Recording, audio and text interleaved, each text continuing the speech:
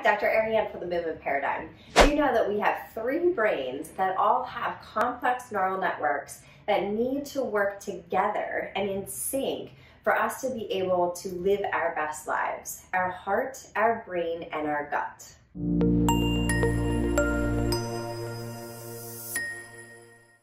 So you've definitely experienced these connections in your life so far. For example, maybe you've had butterflies in your stomach when you were nervous to speak in front of people.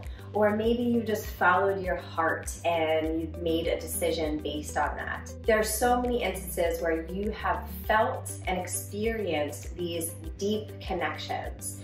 And these 3 brains, these 3 independent nervous systems, our heart, our brain, and our gut, are so powerful in how we communicate and how we listen and how we make decisions. We have our first brain, which has billions of neurons that are constantly creating new wiring and information that allows us to be able to have memory, to be able to communicate and have language, to be able to have conscious thought and perception. It's also where our limbic system is, or our emotional center of our brain. Our second nervous system, i.e. our gut, is responsible for so many things. So not only the obvious, which is digestion, and all of the metabolic functions associated with that to allow us to absorb and process the nutrients that we're getting from our food.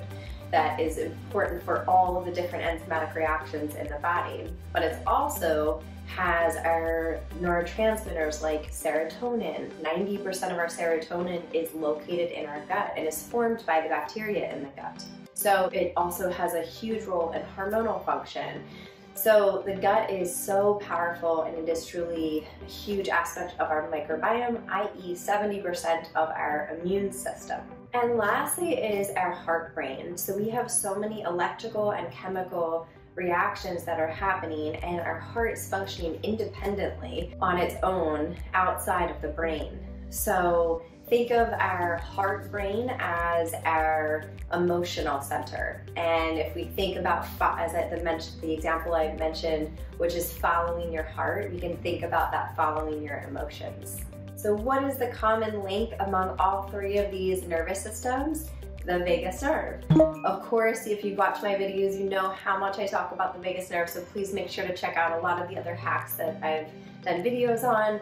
But yes, the vagus nerve is the common connection. It exits the brainstem, it moves into the carotid sinus of the heart, the SA node of the heart, and then innervates the entire digestive tract. So this is that common link where we actually have more information coming from the viscera to the brain. That's called afferent information. And when we're thinking about these independent nervous systems, we want to think about all the information that's coming from here up to the brain for processing. So what's one simple way that we can really optimize all 3 of these brains at the same time is diaphragmatic breathing. There is so many different types of breathing. So there's pranayama breathing, there's 4-7-8 breathing, there's 4x4 breathing. There's so many different options. Here's the key thing. It's just simple diaphragmatic breathing. If you choose to do a specific breathing practice that works for you, awesome. But as it relates to just normal breathing practice, tongue at the roof of the mouth, gently touching the top teeth. Inhaling through the nose, allowing the abdomen to expand 360 degrees, not just a belly breath here, so side, back of the rib cage. Expanding as you exhale, letting the belly button move towards the spine, the abdomen contracts, the ribs come down. So you could do this seated, you could do it lying down, which is the easiest position. And once you can really tap into your most optimal breathing pattern, ideally you're working towards 5.5 seconds in and 5.5 seconds out, so ideally 5 to 6 seconds in and out is where we really get a lot of benefit of diaphragmatic breathing. But we are stimulating the vagus nerve, so the vagus nerve runs right through the diaphragm. So we are stimulating the vagus nerve. It creates a release of acetylcholine, which creates that relaxation response. We are creating GI motility because the diaphragm moves down into the abdomen as you're inhaling. And as you're exhaling, the diaphragm moves back up. So think of it like you're massaging that vagus nerve.